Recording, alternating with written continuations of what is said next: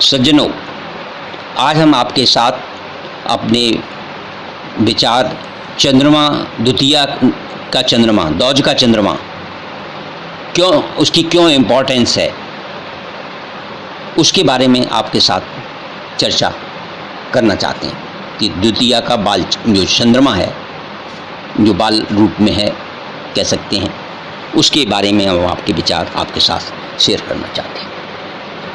परम पिता परमेश्वर द्वारा रचे गए इस अनंत ब्रह्मांड में एक से एक अद्भुत आश्चर्य भरे पड़े हैं। अनेकानेक रहस्यों को अपने गर्भ में संजोए हुए यह आकाश परमेश्वरी अनंत शक्ति की एक झलक है। कभी किसी काली एवं निर्मेश रात्र में यदि हम आकाश की ओर देखें तो बस देखते ही रह जाएंगे, क्योंकि चमचमाते हुए ग्रह, नक्षत्र, तारे हमारे मन को सहज ही आकृष्ट कर लेते हैं। यूँ तो इस आकाश में एक से एक बढ़कर पदार्थ हैं, पर इन सबसे कहीं अधिक सुंदर है शुक्ल पक्ष की द्वितीया के बालचंद्र, जो सूर्यास्त के कुछ समय पूर्व ही दृष्टिगोचर होता है। मतलब द्वितीया का बालचंद्र शुक्ल पक्ष का, उसकी क्या इंपॉर्टेंस है, क्यों इतना महत्व रखता है, उसके बारे में हम आपके साथ चर्चा कर रहे हैं। देवाधिदेव श्री शिव के ललाट पर यही बालचंद्र अत्यंत शोभा बढ़ाते रहते हैं। भगवान शिव के भोले जो चंद्रमा है, बाल चंद्रमा द्वितीया का शुक्ल पक्ष का वो धारण करते हैं। भाले बाल विधु कहा जाता है। भाले बाल विधु शोह बाल शशि भाल सीतांशु शोभित किरीट विराजमान आदि अनेक प्रकारों से इनका वर्णन किया गया है। शरीर का शीर्ष भाग होने से मस्तक को श्रेष्ठ कहा गया है। अपने मस्तक को श्रेष्ठ कहा गया है क्योंकि ऊपर का भाग है ये शरीर का। जहाँ भगवान शंकर ने सर्पों को आभूषण बनाया, व्याघ्र चर्म का परिधान धारण किया एवं गले में नर कपालों की माला पहनी, वहीं इन द्वितीया के बालचंद्र को अपने मस्तक पर रखकर इन्हें श्रेष्ठ सिद्ध कर दिया है। अविनाशी परमात्मा जिस वस्तु को धारण करता है वह भी परमात्मा के सानिध्य से परमात्म स्वरूप बन जाती है। वो परमात्मा जैसी हो जाती है जो धारण करते हैं। जैसे श्री कृष्ण की बांसुरी को मधुर ध्वनि से गोपियों को परम आनंद की प्राप्त होती थी, उसी प्रकार इन दुर्लभ बालचंद्र का दर्शन कर हम भगवान शिव के दर्शन का लाभ उठा सकते हैं। इसका चिंतन भी किया जा सकता है। जो वस्तु दुर्लभ एवं मूल्यवान होती है वह कम दृष्टिगोचर होती है, जैसे मणि, माणिक्य, रत्न आदि। इसी प्रकार बालचंद्र का दर्शन भी दुर्लभ है। केवल शुक्ल पक्ष की द्वितीया तिथि के संध्या समय पश्चिम दिशा में दृष्टिपात करने से सूर्यास्त से कुछ काल पूर्व ही हमें इसकी झलक मिल सकती है।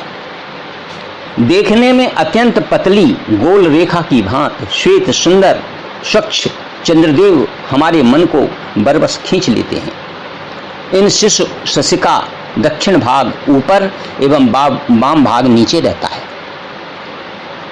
दक्षिण भाग की ऊंचाई मानो यह संकेत देती हो कि दाहिना भाग श्रेष्ठ है।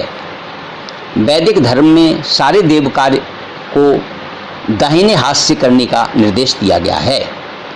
एक मास में केवल एक बार भी श्री चंद्रदेव इस निश्चित काल एवं इस रूप में हमें दर्शन देते हैं, क्योंकि चंद्रमा का जो द्वितीया का चंद्रमा है वो महीने में सिर्फ एक बार ही दिखाई देता है।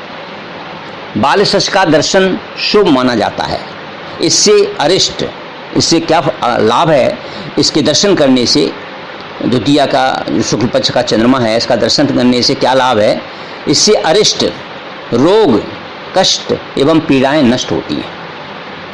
इसका चिंतन करने से, इसको देखने से, इसको लगातार टकटकी लगा करके देखने से शुभ लक्षणों से संपन्न बालचंद्र का स्वरूप चिंता, शोक एवं दरिद्रता को मिटाने में सर्वथा समर्थ है।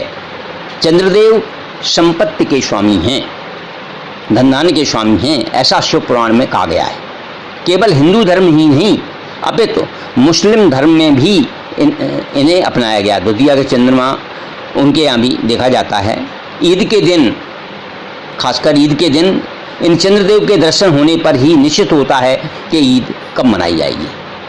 पूर्णिमा के चांद को साधारणतया श्रेष्ठ माना जाता है, पर दुर्लभ नहीं, क्योंकि पूर्ण चंद्र की अवधि रात भर होती है, पर बालचंद्र की अल्पकाल ही होती है। दूज का चांद होना प्रसिद्ध मुहावरा होता है कि दूज का चांद।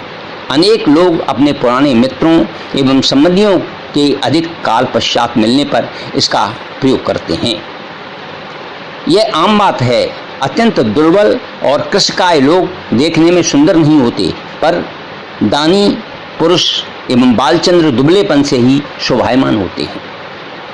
ऐसा महान नीतिकार श्री भर्तहरि का कथन है। भर्तहरि ऋषि राजा।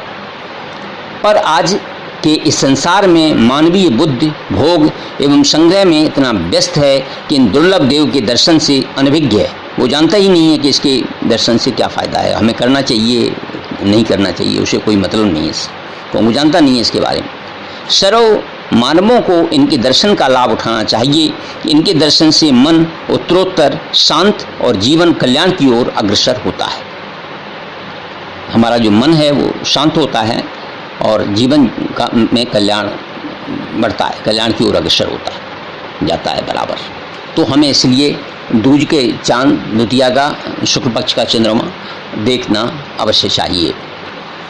ओम श्रीम चंद्रमसे नमः। ओम श्राम श्रीम सोम सा चंद्रमसे नमः। धन्यवाद। इति अगर आपको हमारा ये वीडियो पसंद आए तो कृपया इसे लाइक करें, शेयर करें और सब्सक्राइब करें।